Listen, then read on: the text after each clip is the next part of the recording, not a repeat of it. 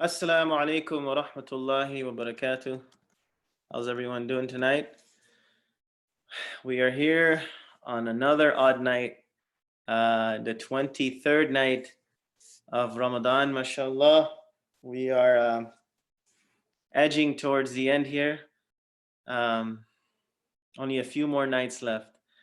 And as you know, we have to take advantage of these last 10 nights. So here we are tonight, as far as our recitation.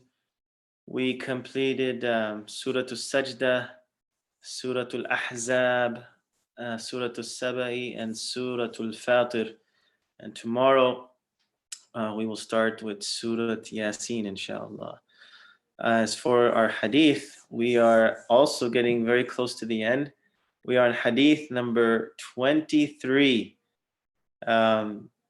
of our 30-day, 30 hadith challenge. So we are grinding away and getting very close here, mashallah. So here we go right into the hadith. قال رسول الله صلى الله عليه وسلم الدنيا سجن المؤمن وجنة الكافر. This world is a prison for the believer and paradise for the unbeliever, recorded by Imam Muslim. Now this hadith, when you initially read it, some may think, oh, okay, does this mean that that this dunya is miserable for the believer and a party world for the non-believer? You shouldn't necessarily uh, look at it like that. Let's see, we have a question here in the chat. Sound was a little echo in Surah Fatir. I don't know if it was just me or everyone. We'll take a look, inshallah. It could have been the mic at the masjid. I'll take a look tomorrow, inshallah. So going back to the hadith, some may look at this as a statement basically saying that this life will be miserable for the believer and a party world for those who do not believe, because they can do whatever they want. But that is not actually the meaning a lot of scholars give. That there is some truth to that, in the sense where, yes, we are limited in the things that we do, meaning there are certain things Allah subhanahu wa ta'ala has prohibited, and some may see it as fun, others may see it as actually they are saving themselves, not only from a spiritual perspective, but also when it comes to their health and success in this life in general. So that might be a stretch to simply use the hadith for that meaning. But what other scholars mentioned also is that, another meaning of this is that this dunya, when compared to paradise, the hereafter, where there will be unlimited pleasures and luxuries that the mind cannot even comprehend. No eye has ever seen, no ear has ever heard about, and no mind could ever comprehend. When you see that paradise and you look back at this dunya, you will say, wow, this was a prison compared to what you will witness on the Day of Judgment when you see paradise. The same way, for those who rejected faith in this life, rejected the signs of God, and did not want to believe in Him, and just wanted to live their life their own way and ignore ever seeking the truth. They didn't bother to do so, or if it was presented to them, they shunned it away. When they are thrown into the hellfire, which is the worst of places, may Allah save us, and they see the worst of punishments that we could not comprehend, and pain that we could not comprehend, and they look back at this life would be considered a paradise compared to Jahannam. Compared to the hellfire, this life is paradise. So think of the hadith also, moreover, that this is a comparison to the hereafter. When you compare Jannah to this life, then essentially this life is a prison, because It is nowhere close to the pleasures, to the luxuries, and the adornments that you would enjoy in the hereafter. Someone has a question here. Are you going to listen to the source of the hadith at the challenge? I will. That is a requirement. But check it out. So let's say we have a problem, and everyone who joins the competition, they do good with the Arabic, they do good with English, they mess up on the source, or they mess up on something. And we have nobody who does all 30 without any mistakes. Then I will grade it on a scale. A scale meaning, so let's say the best person was, they memorized all 30, but they missed a few here and there. So I will take whatever they missed, and that will be, the scale basically. That will be the top end, and then we'll kind of evaluate everyone after that. So don't worry, inshallah. If everyone is not able to do it, then I will lower the standards. But I am expecting, and I hope, moreover, than I expect. My desire is that you memorize the source too, because this is what will solidify your knowledge, and it will give you credibility in the future when you present hadith. Whenever you present a hadith, you should mention the narrator. There's another step. If you want to take it to a very advanced level, you actually mention the whole hadith with the companions that heard it. For example, if the hadith said, "An Anas radiyallahu an, sami'tu min Rasulillahi sallallahu alayhi wasallam," I heard the Prophet sallallahu alayhi wasallam saying so and so. Then there's that level. Then there's an even higher level where very advanced scholars, they focus on the whole chain.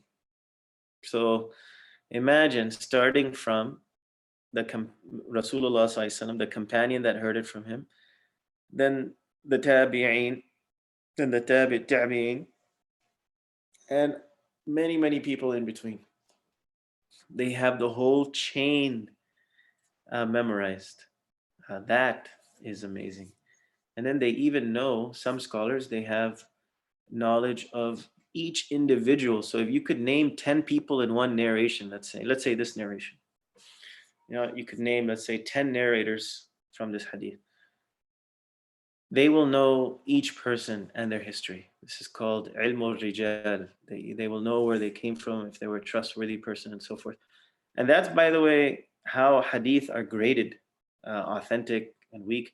You look at the whole chain of narrators. If anyone is questionable there, was not known to be a good person, was known to make up things, was maybe not even known. There's question marks that scholars give. They have a whole grading scale, if you want to call it. So it's a very, very thorough knowledge of the hadith that these scholars have to go through to just grade something. And this is basically a way it's been preserved. Of course, first and foremost, by Allah subhanahu wa ta'ala. When he mentions, "Inna nahnu nazzalna dhikra wa inna lahu lahafidhun," we have preserved the Quran and we will guard it.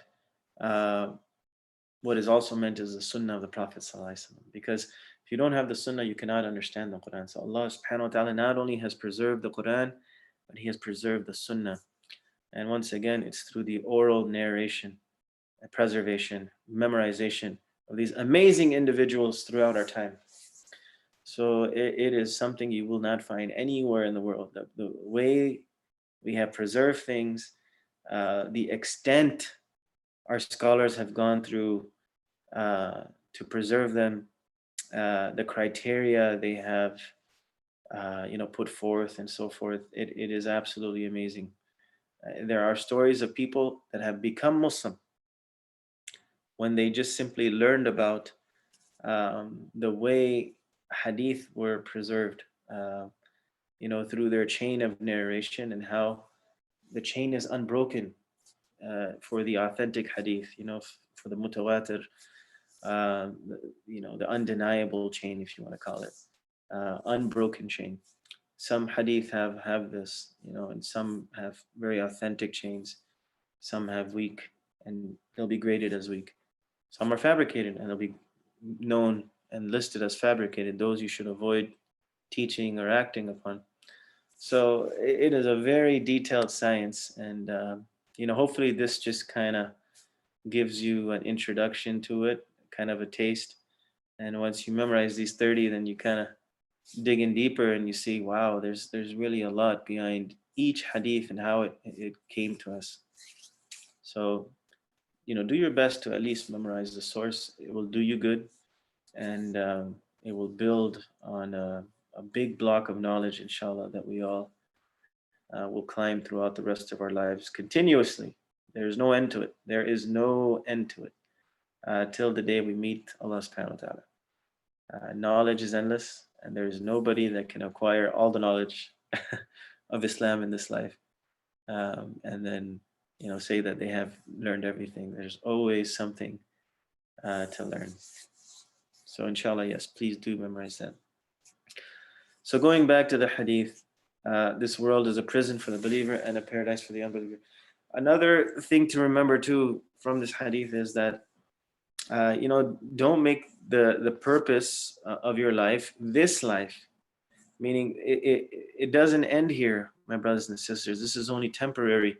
The Prophet ﷺ also mentioned that be in this dunya as if you are a stranger, or a traveler, who basically stops on a longer journey to take a break and then goes on with his journey. This is just a brief pause in a longer journey that we all have, which is the hereafter. So don't get too divulged and engaged in this world to the extent that you forget the real purpose, which is the hereafter. This hadith does not mean you cannot have fun in this life, that you should live a miserable life, that you should live a life of asceticism. That is not what is meant. You can still enjoy this life, but enjoy it within the boundaries of Allah subhanahu wa ta'ala. And there's so many things you can do to enjoy yourself within the boundaries of Allah. In fact, most things are halal. People, try to restrict it to haram, saying this haram, that's haram, that's haram. Most things are halal. It's amazing when you just think about the maybe 3 or 4 things that you really want to do, and they happen to be haram, right? You think the whole world is constricted around you. Think of the 100 other things you could do that are permissible, and maybe even encouraging. They are, they are commended if you perform them. They are respectful deeds. They are deeds that are looked highly upon. Think of all those other things you could do. Don't restrict yourself to maybe the 3, 4 things. Oh, everybody's smoking weed. Why can't I smoke weed? Everyone has a girlfriend and boyfriend. Why can't I have one? Is your whole life, is the purpose of your life just to do those 2 things, to do drugs and hang out with the opposite gender? I mean, there is more to life than that. You can do a lot of things to enjoy yourself. You have sports. You can go out to nature. You know how many things there are in nature, right? You can do so many different activities. You can go hiking. You can go jet skiing. Go out to the beach. And go out to nature, to go see the mountains, the earth. Allah subhanahu wa ta'ala says it in the Quran, go see the earth and see Allah's creation, how He created everything. It's even a way to increase your iman. Go spend time with family. Go hang out with your friends. Just do some nice things, There are so many things you could do. Of course, study, right? Well, studying is boring to some people. But you got to study in life. You won't get anywhere without studying. Whether as a believer or just as a person in life who's trying to get on their feet and do something good, you have to learn. The human being was designed to acquire knowledge, to act upon that knowledge, and then pass on that knowledge. We got to do that. You're not just born in this life to eat, drink, defecate, and urinate, go to sleep. This is not our purpose. Eating is just a means to survive, right? And for us to move on with our purpose. But it is not our purpose. Yes, we enjoy food, many different types of food we enjoy, right? Barbecue, steak, and all that. Yeah, that's fine. You enjoy it. But that is not the purpose of your life. You have a bigger purpose. You're here to serve your creator. You're here to spread good on earth. You're here to call people towards the truth, take them away from bad things. And you do that first and foremost with your own actions, by being a good role model for those around you, being someone exemplary when it comes to character, when it comes to manners, the way you present yourself, right? The way you carry out yourself. There's a lot of good you can do. So, don't think of this dunya as something that is so constricting, or even this dunya from the perspective of a Muslim. Don't think of it as something that, wow, why can't I do this? Why can't I do that? No, there's so many other things you could do. Don't narrow life to just a few deeds. All right, these are the tricks of shaitan. This is how shaitan deceives you. And Allah subhanahu wa ta'ala reminds us of that. Surah Al-Fatir, surah that we learned today. Inna shaytana lakum adu, fattakhidhuhu aduwa. Shaitan is an enemy to you, so take him as an enemy. Don't let him deceive you. وَلَا يَغُرَّنَّكُمْ بِاللَّهِ الْغَرُورِ. Do not let al-gharur, the deceiver of all deceivers, deceive you regarding the purpose in this life. Okay? Just because you can't do a few things, that is not the end of the world. Believe me, it is not. And I know sometimes when you're young, you feel like, oh, you're gonna miss out. All your friends are doing something, and you know, you're stuck.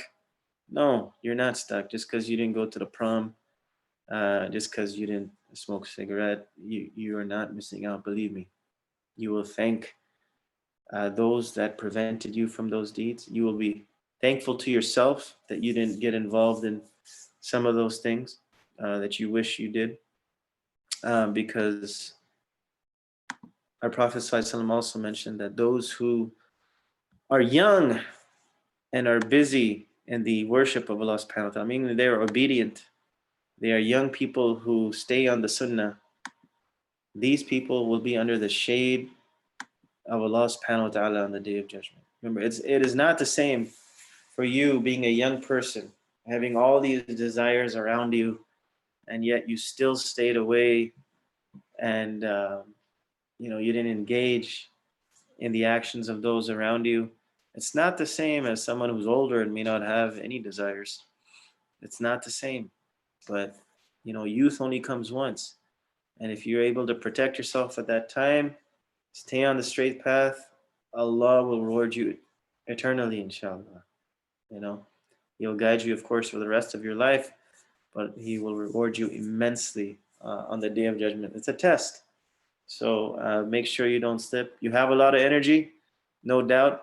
We all went through our phase as youth. There's a lot of energy, and sometimes it's hard to control. It's spiraling everywhere, but you got to use that energy in the right direction, inshallah. May Allah subhanahu wa ta'ala keep you all, myself included, on the straight path, and may He not allow us to sway. Every day is a battle, my friends. Every single day is a battle. You got to go out there ready to fight your nafs, right? Your own desires and the pressures around you. Don't even slip for a single day. So remember that, inshallah. May Allah preserve all of us. So, with that said, I'd like to do a quick review now of the last 22 hadith.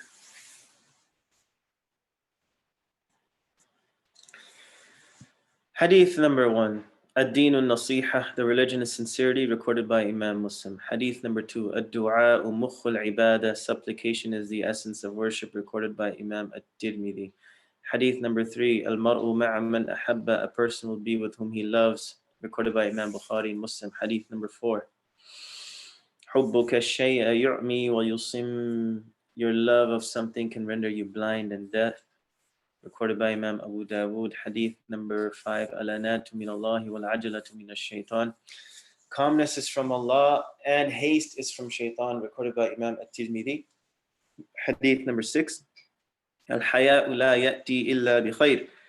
Modesty does not bring anything but goodness, recorded by Imam Bukhari. Hadith number 7. At-tuhuru shatrul iman. Purity is half of faith, recorded by Imam Muslim. Hadith number 8. Al-khamru jumma'ul ithm. Alcohol constitutes many sins, recorded by Imam Razin. Hadith number 9. Inna Allaha jamilun yuhibbul jamal. Allah is beautiful, He loves beauty, recorded by Imam Muslim. Hadith number 10. La darara wa la dirar. Do not cause harm or return harm, recorded by Ibn Majah. Hadith number 11. Man samata naja, whoever is silent has been saved, recorded by Imam At-Tirmidhi. Hadith number 12. La taghdab, do not be angry, recorded by Imam Bukhari. Hadith number 13. Anzilu an-nas manazilahum, treat people according to their status, recorded by Imam Abu Dawood. Hadith number 14. Man lam yashkuri an-nas lam yashkuri Allah, he who does not thank people has not thanked Allah, recorded by Imam At-Tirmidhi. Hadith number 15. Inna dhulma dhulumatu yawm al-qiyamah. Verily oppression will be darkness on the day of judgment, recorded by Imam Bukhari. Hadith number 16. Yassiru wa la tu'assiru wasakkinu wa la tunaffiru. Make things easy for people, do not make things difficult. Make them calm, glad tidings, and do not repulse them, recorded by Imam Bukhari. Hadith number 17. Lu'ina abadu dinar wa lu'ina abadu dirham. Accursed is the slave of the dinar and the slave of the dirham, recorded by Imam At-Tirmidhi. Hadith number 18. Man ghashana falaysa minna. Whoever deceives us is not from us. Hadith recorded by Imam Muslim. Hadith number 19. Inna min al-bayani la sihra. Verily in speech there is magic, recorded by Imam Bukhari. Hadith number 20. Inna min ash-shi'ri hikmah. Verily in poetry there is wisdom, recorded by Imam Bukhari again. Hadith number 21. Al-majalisu bil-amana. Gatherings are to be kept confidential, recorded by Imam Abu Dawood. Hadith number 22. Sayyidul qawmi fi safari khadimuhum. On a journey, the leader of a group is their servant, recorded by Imam Ibn Majah. Hadith number 23. From today, ad-dunya sijnul mu'min wa jannatul kafir. This world is a prison for the believer and a paradise for the unbeliever, recorded by Imam Muslim. So I have a couple announcements here, and I want to start with something I was supposed to mention yesterday. Actually, we had a sister in our community that passed away. Her name is Amina Sayyid. If you remember, a few days ago I mentioned a sister's in the ICU to make dua for her, so she ended up passing away. So may Allah subhanahu wa ta'ala grant her Jannatul Firdaus, have mercy on her soul, and grant sabr to the family. Ameen ya Rabbil Alameen. So remember her in your prayer, Sister Amina Sayyid.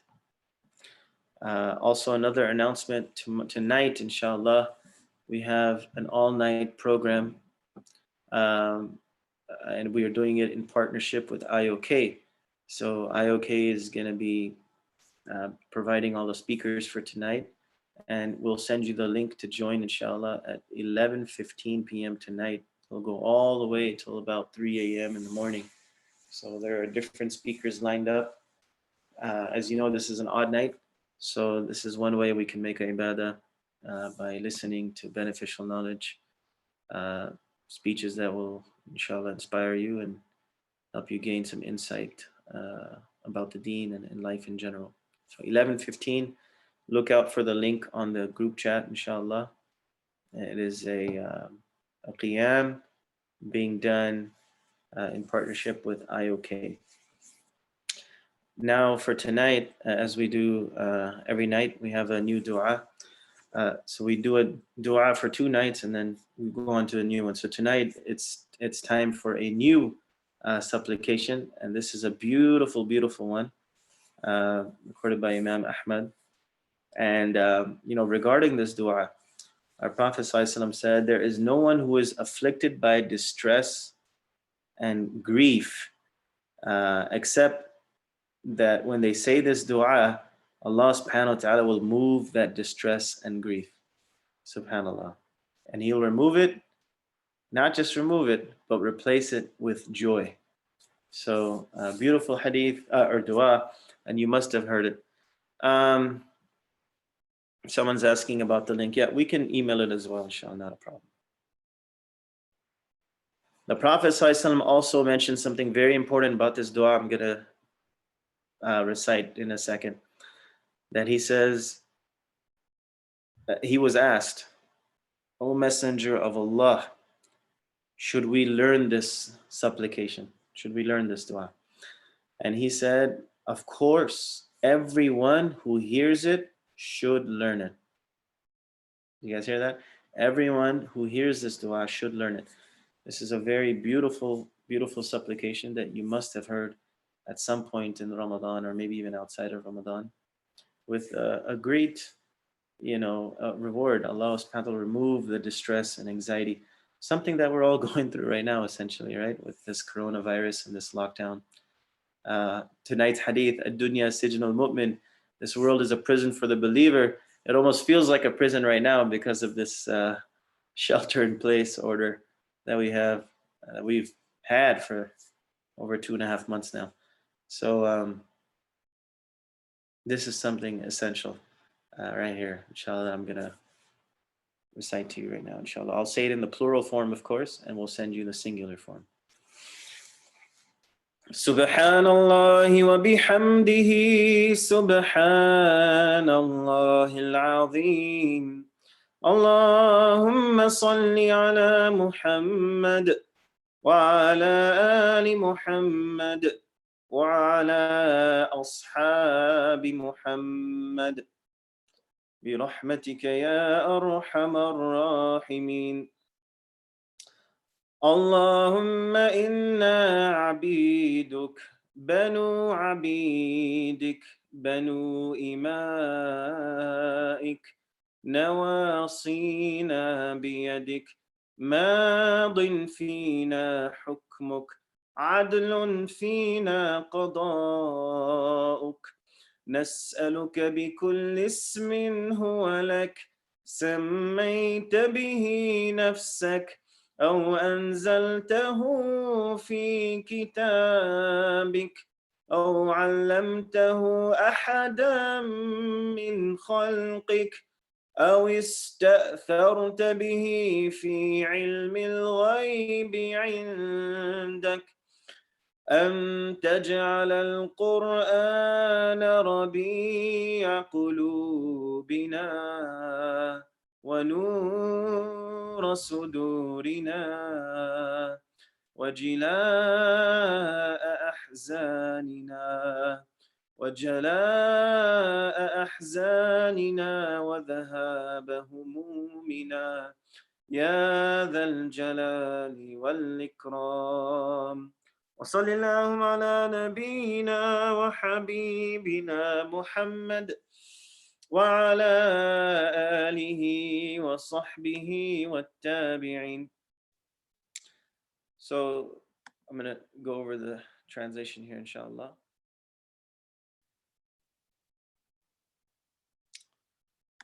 Allahumma inni abiduk, or Allahumma inni abduk. Oh Allah, I am your slave. Ibnu abadik, the son of your slave. Ibnu amatik, the son of your. Actually, I'm going to go off this translation. The better way to translate it is, oh Allah, I am your servant. Ibnu abadik, the son of your servant. Ibnu amatik, the son of your slave. Nasiyati biyadik, my forelock, the top of my head is in your hands. Meaning you have control over me, right? Maldin fina hukmuk, your command over me is forever executed. It is something that will come to pass. Adlun fina qada'uk, and your decree over me is just. There is no one more just than Allah subhanahu wa ta'ala. You're telling him whatever you have decreed for me is just. As'aluka bi kulli ismin huwa lak, I ask you with every name that you have attributed to you. Every single name. Bi kulli ismin huwa lak. Every name that is attributed to you, that belongs to you. سَمَّيْتَ بِهِ نَفْسَكَ, and any name that you have named yourself, like Ar-Rahman, Ar-Rahim, the beautiful names in the Quran that Allah subhanahu wa ta'ala has named himself. Oh Allah, we ask you by all those names. O anzaltahu fi kitabik, and those names that you revealed in the Quran, like as I just mentioned. O allamtahu ahadan min khalqik, and listen to this part, or a name that you taught one of your servants, or a name that you taught to one of your servants. If there's some amazing name that we do not know about, but you taught it to a special servant of yours, we ask you by that name, even though we may not know it specifically. أو استأثرت به في علم الغيب عندك, or a name that you have kept to yourself, you have concealed within yourself in your own unseen knowledge that we can never have access to, and something that no one may ever know, but it is a name that belongs to you that no one has ever learned about. We ask you by that name. أن تجعل القرآن ربيع قلبي, make the Quran the life of my heart. Make the spring, actually, Rabi', you can say, make it the spring of my heart. Now let it flourish throughout my heart. وَنُورَ الصَّدْرِ, and make it the light of my chest. وَجَلَاءَ حُزْنِي, and make it a departure for my sorrow. Make it a means for all of my sorrow to go away. وَذَهَابَ هَمِّي, and a means to release all my anxiety. Subhanallah. What a beautiful hadith. So the supplication is a little long. But what you do is, you read it with looking, every day for many days. And eventually, before you know it, you're going to have it memorized because you say it so often. This is the easiest way to memorize it. Just say it once a day, anytime, especially during these last few nights. Something we all should be saying, inshallah. This is a beautiful hadith that is so relevant right now. People going through anxiety and distress. What better way of relieving it in a way that the Prophet ﷺ taught us, with this beautiful supplication, believing in it, asking Allah to make the Quran a means of removing all of this distress and all of this anxiety that we're going through. So we'll send it to you shortly on the group. And as we mentioned tonight, we also have a longer program in coordination with IOK. So be sure to join that at 11:15, inshallah. And we'll see you back tomorrow night for hadith number 24. Jazakumullah khairan. Wassalamu alaikum wa rahmatullahi wa barakatuh.